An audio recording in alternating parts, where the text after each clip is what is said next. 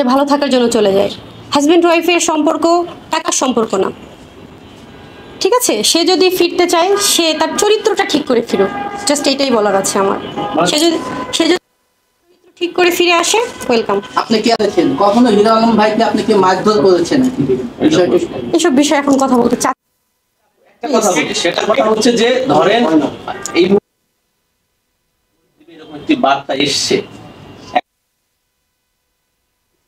সেটি ভুল, আপনার কাছে আবার ফিরে আসতে চাই, সংসার জীবনটা কন্টিনিউ করতে চাই, সেই ক্ষেত্রে হিরো আলমের করণীয় কি থাকবে? আপনি আসলে তার কোন দোষগুলো সংশোধন করার কথা বলবেন বা কি করতে পারে হিরো আলমের করণীয় কি আছে একটু জানতে চাই। একজন স্ত্রী সে ভালো থাকার জন্য চলে যায়। হাজব্যান্ড ওয়াইফের সম্পর্ক টাকার সম্পর্ক না, ঠিক আছে? সে যদি ফিরতে চায় সে তার চরিত্রটা ঠিক করে ফিরুক, জাস্ট এটাই বলার আছে আমার। সে যদি ঠিক করে ফিরে আসে, ওয়েলকাম। আপনি কি এতদিন অপেক্ষা করবেন? বৈধ স্ত্রী আছে, আর প্রশ্ন আছে কোনো কিছু আমরা মাত্র আসলাম প্রাপ্ত যে একটা প্রশ্ন শুরুর দিকে। আচ্ছা, পরকীয়ার কথাটা বললেন, আসলে পরকীয়া কার সঙ্গে জড়িয়েছে, কতদিন ধরে আপনি বুঝতে পেরেছেন, এই বিষয়টি একটু ক্লিয়ার করবেন, আমরা যেহেতু শেষের দিকে আসছি। 8 মাস যাবত সে পরকীয়া করছে। আপনি 8 মাস পরে এসে বুঝতে পেরেছেন নাকি তার আগে? এতদিন হচ্ছে মিউচুয়াল করার, আমি একজন স্ত্রী, আমি মিউচুয়াল করার তো চেষ্টা করব, তাই না? কিন্তু লাস্ট পর্যন্ত দেখছি আর পারছি না। আপনি কি সেই মেয়েটাকে মেসেজ দিয়েছিলেন আপনি আমার স্বামী? সেই মেয়ের সাথে আমার কন্টিনিউ কথা হয়েছে। সেই মেয়ের একটাই কথা, সে তার উপরে দুর্বল হয়ে পড়েছে, তাকে ভালোবাসে সে। একজন স্ত্রী হিসেবে আমার এগুলো শুনতে হয়েছে। আচ্ছা আপু, একটা প্রশ্ন, সেটা হচ্ছে এবং আপনার কোনো সন্তান আছে?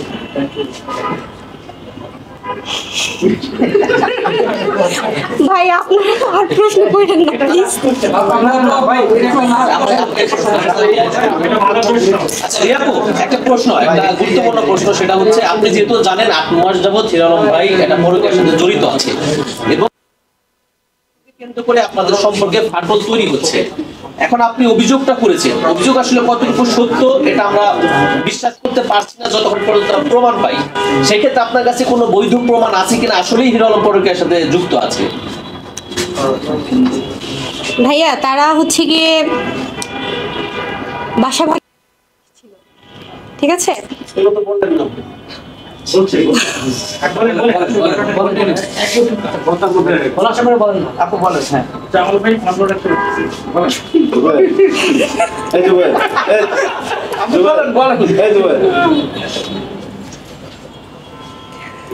আসলে আলম হচ্ছে গিয়ে ওই মেয়েটার সাথে 3 মাস প্রায় বাসা ভাড়া নিয়েছিল। তো আমি একটু তার থেকে দূরেই ছিলাম, মানে অফিস ছিল এক জায়গায় আর আমার বাসা ছিল একটু দূরে, তো সেই ক্ষেত্রে সে নিয়মিত বাসা যেতে পারতো না। আর ওই মেয়েকে নিয়ে সে অফিসের কাছেই বাসা নিয়েছিল। ওই মেয়ের সাথে সে 3 মাস ছিল। 3 মাস থাকার পরও সে, মানে আমি যখন তাকে বলতাম যে এগুলো কি কেন করছো, এগুলো অস্বীকার, সে ড্রেগ অস্বীকার যেত। কিন্তু তার আশেপাশে যারা থাকতো তারা আসলে বিষয়গুলো আমাকে জানাইতো যে এটা হচ্ছে, ওইটা হচ্ছে। আমি কন্টিনিউয়াসলি জানতে থাকতাম আর আমি তাকে শুধরানোর চেষ্টা করেছি। অনেকেই কিন্তু কমেন্টস করতেছে এগুলো কিন্তু আপনাদের সাজানো নাটক, আপনারা প্ল্যান করছেন। এই যে আর একটা প্রশ্ন, মিলন ভাই বলতেছেন এই ব্যাপারটা নিয়ে একটু লাইভে অনেক কমেন্টস আসতেছে। আরেকটা প্রশ্ন আপু, যে মানুষের জীবন কি নাটক মনে হয় নাকি বলেন? অনেকেই বললেন বলাবলি করে আমাদের না, আসলে এটা ঠিক না, এটা ঠিক না। আচ্ছা একটা কমেন্টস আসে, দর্শকদের কমেন্টস আছে, সেটা হচ্ছে যে সাথে থেকে রিয়ামণি জনপ্রিয়তা পেয়েছে এবং জনপ্রিয়তা অর্জন করার পর এখন নিজের ক্যারিয়ার দাঁড়িয়ে গেছে, এই জন্য হিরো আলমকে ছেড়ে নিজেই চলে যাওয়ার বাহানা করছে। এটা আসলে কত? আচ্ছা এইটাই যদি হয় তাহলে হিরো আলমকেই কেন বিয়ে করবো আমি? বাংলাদেশে কি আর কোনো স্টার ছিল না, আর কোনো সেলিব্রিটি ছিল না নাকি? পুরো বাংলাদেশ জুড়ে একটাই সেলিব্রিটি, যে তাকেই বিয়ে করছি, তাকে এখন ছেড়ে দিতে হচ্ছে, তার সাথেই কেন?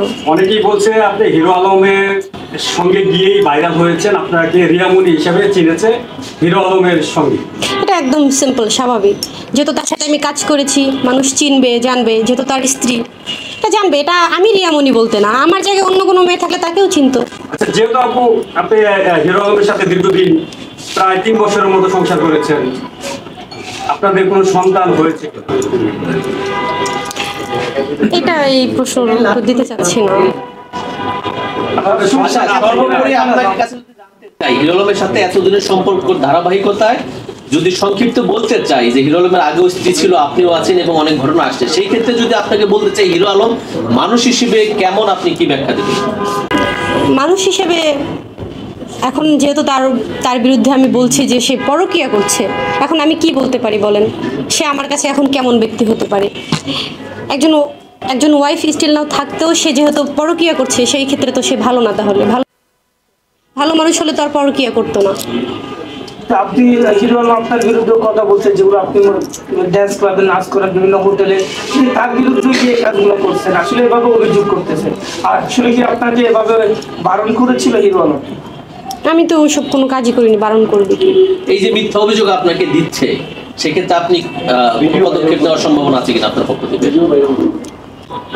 থাকলে জানাবো ভাইয়া, এখন শেষ করি এখন আমরা। পর্যন্ত নাই। না। তার মানে আমরা ধরে নিতে পারি কিছুটা সত্যতা আছে এর মধ্যে। জি জি।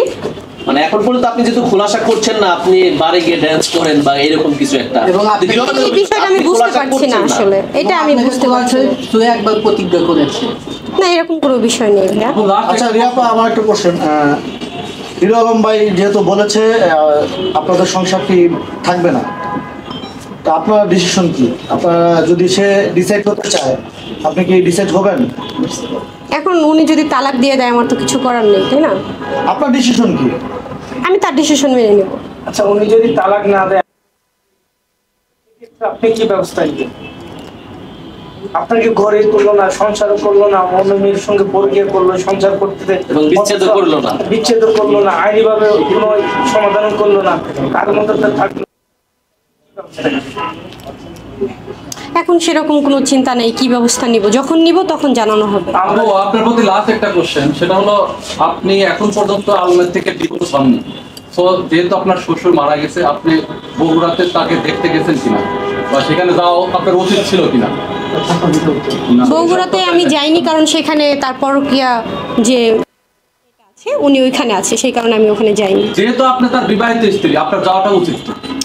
পরকীয়ার জন্য এখন শোনেন আপনি ভাইয়া, আপনি যদি একজন পরকীয়া নারী নিয়ে থাকেন, আপনার স্ত্রী কি সেখানে রাগ ক্ষোভ থাকবে না? তার অবশ্যই সে আপনার কাছে আসবে, সে তো অবশ্যই দূরে থাকবে। আপনি তো তাকে কষ্ট দিচ্ছেন। আপনার রাগটা তার প্রতি থাকতে পারে, বাট আপনার শ্বশুর মারা গেছে, সেখানে আপনার যাওয়া উচিত ছিল। শ্বশুরই তো স্বামী দিয়ে। ঘরটা তো আপনার, যেহেতু আপনার স্বামীটাই তো আমার নেই, তাহলে ঘর আমার কিভাবে হইলো?